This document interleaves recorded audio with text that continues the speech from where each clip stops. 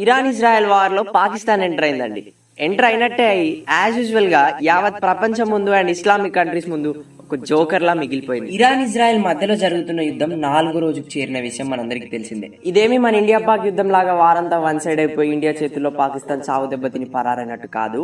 Literal గా Iran and Israel పైన నిజమైన యుద్ధమే జరిగింది. ఎందుకంటే రెండు దేశాల సివిలియన్స్ అండ్ సోల్జర్స్ చనిపోయారు అండ్ రెండు దేశాలకి చాలా లాస్ వచ్చింది. ఇంత టెన్స్ సిచ్యువేషన్ లో పానకంలో పుడక లెక్క పాకిస్తాన్ ఇరాన్ మిలిటరీ జనరల్ దగ్గరకు వచ్చి మీకు సహాయం చేస్తాం, మీకు కావాల్సిన యుద్ధ ఆయుధాలను మేము సప్లై చేస్తామని చెప్పిందంట. ఆ పాకిస్తాన్ ఆర్మీ ఏం చెప్పిందో ఇరాన్ మిలిటరీ జనరల్ ఏమిన్నాడో తెలియదు కానీ Iran national security member come IRGC commander అయిన మౌసిన్ రజా ఇరాన్ స్టేట్ మీడియాలో ఒకవేళ ఇజ్రాయెల్ ఇరాన్ పైన అనుదాడి చేస్తే పాకిస్తాన్ దానికి బదులుగా ఏకంగా ఇజ్రాయెల్ పైన న్యూక్లియర్ వార్ హెడ్స్ తో అటాక్ చేస్తుందని చెప్పాడు. ఇలా ఇరాన్ మిలిటరీ అఫీషియల్ స్టేట్మెంట్ ఇవ్వగానే ప్రజలు, మీడియా, ఇంకా ఎక్స్ మీడియా ఏకంగా పాకిస్తాన్ ని ఆకాశానికి ఎత్తేశాయి. పాపం ఇరాన్ పాకిస్తాన్ సపోర్ట్ తో ఈ ప్రపంచాన్ని గెలవచ్చు అనుకుంటుందో ఏమో. ఇంకా చాలా మంది అయితే ఇరాన్ ఇజ్రాయెల్ పైన దాడి చేస్తున్న మిసైల్స్ ని కూడా పాకిస్తాన్ ఇచ్చింది అని పబ్లిసిటీ చేశారు. కట్ చేస్తే కొన్ని గంటల ముందే Pakistan military commander Azam Gaza media ముందుకొచ్చి మేము అసలు ఇజ్రాయెల్ పైన న్యూక్లియర్ వార్ చేస్తామనే కమిట్ అవ్వలేదు అండ్ ఇరాన్ కి సపోర్ట్ ఇస్తున్నట్టుగా డిక్లేర్ చేయలేదని చెప్పి ఇరాన్ గుండెల్లో ఆటం బాంబు పేల్చారు. అసలు మా న్యూక్లియర్ వెపన్స్ ని మేము మా నైబర్స్ కోసం వాడము అని స్టేట్మెంట్ ఇచ్చారు. ఇప్పటికైనా ఇరాన్ పాకిస్తాన్ పైన డిపెండ్ అవ్వకుండా తమ దారి తాము చూసుకుంటే మంచిది. ఎందుకంటే పాకిస్తాన్ ని నమ్ముకుంటే వాళ్ళని వాళ్ళు అమ్ముకున్నట్టే. పురుగుల్లో చెనక్కాయలు ఎరుకునే ఈ మొక్కలు మిమ్మల్ని కాపాడుతాయని ఎలా అనుకున్నారు? అది కూడా ఇజ్రాయెల్ కి ఎగెనెస్ట్ గా అటాక్ చేసే అంత సీన్ ఉందా ఏంటి? Israel missiles and defence system ని పాకిస్తాన్ ఇంటర్సెప్ట్ చేస్తుంది అనుకుంటురా? అంతెందుకు ఆపరేషన్ సింధూర్ లో బ్రహ్మోస్ వీర తాండవం చేస్తుంటే రాత్రంతా ఫుల్ గా తాగినట్టు HQ-11 Pakistan anti missile defence system పండుకుంది. నాట్ ఈవెన్ సింగిల్ మిసైల్ ని కూడా ఇంటర్సెప్ట్ చేయలేకపోయాయి. అంతెందుకు ఆపరేషన్ సింధూర్ లో పొద్దున్నే బ్రాడ్ డే లైట్ లో Bharat Europe drone Sargodha air base పైన దాడి చేసి చిత్తుగా ఓడించాయి. అట్లీస్ట్ ఒక్క డ్రోన్ అయినా ఇంటర్సెప్ట్ చేయండిరా అంటే ఇంటర్సెప్ట్ చేస్తే Pakistan anti missile defence system location తెలిసిపోతుందని రిప్లై ఇచ్చింది. ఇలాంటి పిచ్చోళ్లతో వీళ్ళు కలిస్తే వీళ్ళకు కూడా ప్రపంచ వ్యాప్తంగా ఒక టెర్రర్ కంట్రీగా పేరు. రివర్స్ ఇంజనీరింగ్ చేసి ఎన్నో మిసైల్స్ ని కనుక్కుంది. మద్రసాలో చదువుకున్న ఈ పాకిస్తాన్ ఆర్మీతో జతకడితే ఒక్క రోజులోనే యుద్ధం ఓడిపోవడం ఖాయం. పాకిస్తాన్ అమెరికాకి ప్రాక్సీ దేశం. ఒకవేళ పాకిస్తాన్ కనుక ఇరాన్ తో జతకడితే ఇరాన్ యొక్క సీక్రెట్స్ అన్ని USA కి డబ్బులకు అమ్మేస్తుంది ఈ పాకిస్తాన్. సో ఇలా వీళ్ళ దేశాన్ని అమ్మేస్తుంది పాకిస్తాన్. సో ఇస్లామిక్ పేరుతో, ఉమ్మాన్ పేరుతో పాకిస్తాన్ తో జతకడితే వీళ్ళ పతనానికి వీళ్ళే కారణం అవుతారు. ఇరాన్ కి సపోర్ట్ చేస్తున్న అన్ని కంట్రీస్ ఒక విషయాన్ని ఆలోచించాలి. అదేంటంటే ఇరాన్ అండ్ ఇజ్రాయెల్ రెండు కూడా ఇండియాకి మిత్ర దేశాలు. ఒకవేళ ఇరాన్ పాకిస్తాన్ తో చేయగలిపితే ఈ గుంటనక్క పాకిస్తాన్ చాబార్లో ఉన్న పనులని కూడా ఆపేయడానికి ట్రై చేస్తుంది. ఇరాన్ డైరెక్ట్ గా కంఫరెంట్ అవ్వాలి తప్ప పాకిస్తాన్ అస్సలు నమ్మకూడదు.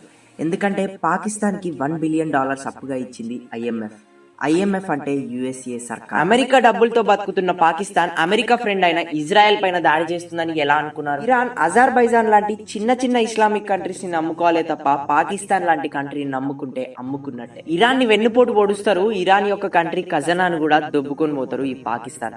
నిజం చెప్పాలంటే ఇరాన్ కి హిజ్బుల్లా, హమాజ్, హౌతీ ఎలాగైతే ప్రాక్సీ కంట్రీస్ గా ఉన్నాయో USA కి ప్రాక్సీ కంట్రీ పాకిస్తాన్. చెప్పాలంటే డొనాల్డ్ ట్రంప్ కొడుకులు ఏకంగా పాకిస్తాన్ లోనే బిట్ కాయిన్ పైన ఇన్వెస్ట్మెంట్ చేసిరు. ఆల్రెడీ అమెరికా పాకిస్తాన్ కు స్ట్రాంగ్ వార్నింగ్ ఇచ్చింది. అడుక్కు తినే నువ్వు నీ హద్దుల్లో నువ్వు ఉండు. యుద్ధంలో దూరి పెద్ద మనిషిలా ప్రవర్తిస్తే నిన్ను ఆకలితో చంపేస్తామని, ఉమ్మా అనే పేరుతో మార్క్స్ కొట్టేయాలని చూస్తే ఆ ముష్టి కూడా వేయమని అమెరికా చెప్పింది. ఆల్రెడీ నూర్ఖాన్ ఎయిర్ బేస్ లో అమెరికన్ ఆర్మీ పాకిస్తాన్ సైనికుల్ని రావడానికి కూడా పర్మిషన్ ఇవ్వట్లేదు. ఇంకా కూడా పాకిస్తాన్ హీరో అవ్వాలని చూస్తే, మిడిల్ ఈస్ట్ మొత్తాన్ని శాసించాలని చూస్తే అమెరికా పాకిస్తాన్ ని లాగేసుకుంటుంది. మీ పనేంటి? పింపు పని. Be as a pimp, don't be a protester అని గట్టి వార్నింగ్ ఇచ్చినట్టుంది. వెంటనే క్వాజా ఆసిఫ్ రంగంలోకి దిగి మేము అసలు ఇరాన్ కి ఎలాంటి సపోర్ట్ ఇవ్వలేదండి, అసలు మాకు సంబంధమే లేదని చేతులెత్తేశాడు. అంతేకాకుండా ఇరాన్ కి ఎలాంటి బాలిస్టిక్ మిసైల్స్ ని సప్లై చేయలేదని కూడా డిక్లేర్ చేశాడు. ఈ రోజు రాత్రి ఏదో పెద్దగానే జరగబోతుంది. ఎందుకంటే ఇరాన్ మంత్రి అలీ ఖమేనీని ఇజ్రాయెల్ చంపేసిందని చెప్పి వార్తలు వైరల్ అవుతున్నాయి. డొనాల్డ్ ట్రంప్ ని ఇరాన్ చంపబోతుందంటూ బెంజమిన్ నెతన్యాహు షాకింగ్ స్టేట్మెంట్ ఇచ్చాడు. నిన్న రాత్రి ఇజ్రాయెల్ ప్రధానమంత్రి బెంజమిన్ నెతన్యాహు ఫాక్స్ న్యూస్ కి ఇచ్చిన ఇంటర్వ్యూలో డొనాల్డ్ ట్రంప్ ని ఇరాన్ ప్రాక్సీస్ 2 సార్లు చంపడానికి ట్రై చేశారని చెప్పాడు. ఎందుకు చంపాలని చూశారు అంటే డొనాల్డ్ ట్రంప్ అనే వ్యక్తి మొట్టమొదటిగా అమెరికాకి ఇరాన్ కి మధ్యలో ఉన్న న్యూక్లియర్ టాక్ అగ్రిమెంట్ ని క్యాన్సిల్ చేశాడు కాబట్టి. January 3, 2020లో అమెరికాకి డొనాల్డ్ ట్రంప్ ప్రెసిడెంట్ గా ఉన్నప్పుడు డొనాల్డ్ ట్రంప్ ఆర్డర్స్ తోనే ఇజ్రాయెల్ అండ్ యుఎస్ ఆర్మీ ఇద్దరూ కలిసి ఇరాన్ కి మిలిటరీ జనరల్ అయిన ఐఆర్జీసీకి ఫాదర్ అయిన కాసిం సులేమాన్ని డ్రోన్స్ తో చంపేశారు. దీని కారణంగానే ఇరాక్ ప్రాక్సీస్ ట్రంప్ ఇంకోసారి గెలవకూడదని చెప్పి ట్రంప్ ప్రచారాలలో 2 సార్లు మర్డర్ అటెంప్ట్ చేశారు. ఒకసారి పెన్సిల్వేనియాలో ట్రంప్ స్పీచ్ ఇస్తున్నప్పుడు అతడు స్టైల్లో బుల్లెట్లతో దాడి చేశారు. స్నైపర్లతో దాడి చేయించారు. బుల్లెట్ అంచు ట్రంప్ చెవికి దాకి బతికిపోయాడు. కానీ ఇరాన్ మాత్రం ఇజ్రాయెల్ పైన కంటిన్యూస్ గా దాడి చేస్తుంది. 2 days బ్యాక్ 150 మిజైల్స్ తో, మొన్న 100 మిజైల్స్ తో, నిన్న 50 మిజైళ్లతో భీకరమైన యుద్ధం జరిగింది. వీడియోలో ఒకసారి చూడండి ఇజ్రాయెల్ లో ఉన్న అపార్ట్మెంట్ లో ఇరాన్ యొక్క బుల్లెట్స్ ఎలా హిట్ అయ్యాయో. ఈ రోజు లక్షల్లో యూదులు బంకర్ లో దాచుకున్నారు అండ్ ఐఆర్జీసీ హెడ్ క్వార్టర్స్ పైన ఇజ్రాయెల్ దాడి చేసింది.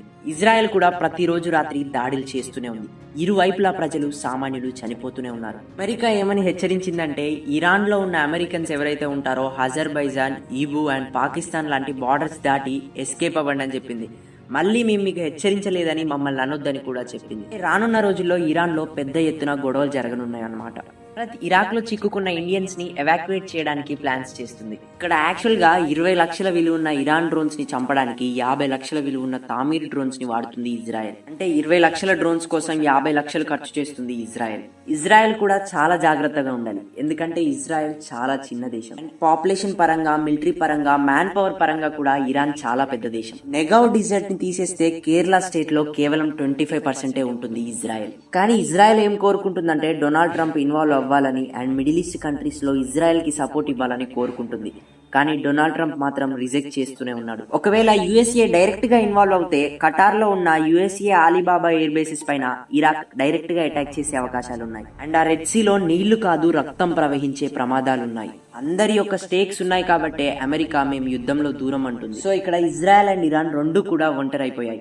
ఇజ్రాయెల్ కి డైరెక్ట్ గా ఎవరు సపోర్ట్ చేయకపోయినా ఇండైరెక్ట్ గా యుఎస్ఏ మాత్రం సపోర్ట్ చేస్తూనే ఉంది. ఇరాన్ ప్రధానమంత్రి వ్లాదిమిర్ పుతిన్ తో మాట్లాడుతూ అంటున్నాడు కానీ టర్కీ సైన్యాన్ని డైరెక్ట్ గా యుద్ధంలో దించుతా అని మాత్రం స్టేట్మెంట్స్ ఇవ్వట్లేడు. అండ్ పాకిస్తాన్ కూడా మేము డైరెక్ట్ గా యుద్ధ భూమిలో దిగుతామని చెప్పి ఎక్కడా స్టేట్మెంట్స్ ఇవ్వలేదు. ఇజ్రాయెల్ గాజా యుద్ధంలో కూడా ఎన్నోసార్లు Turkey artillery shells, food and oil ని సప్లై చేసి ఇజ్రాయెల్ కి సపోర్ట్ ఇచ్చిందని ఎన్నోసార్లు ఆరోపించింది ఇరాన్. 2 దేశాల యుద్ధంలో అసలేం జరగబోతుంది, ఎంతవరకు వెళ్తుంది అనే ప్రతి అప్డేట్ మన ఛానల్లో ఇవ్వబోతున్నాం. So keep supporting, stay tuned for new videos. Thank you for watching.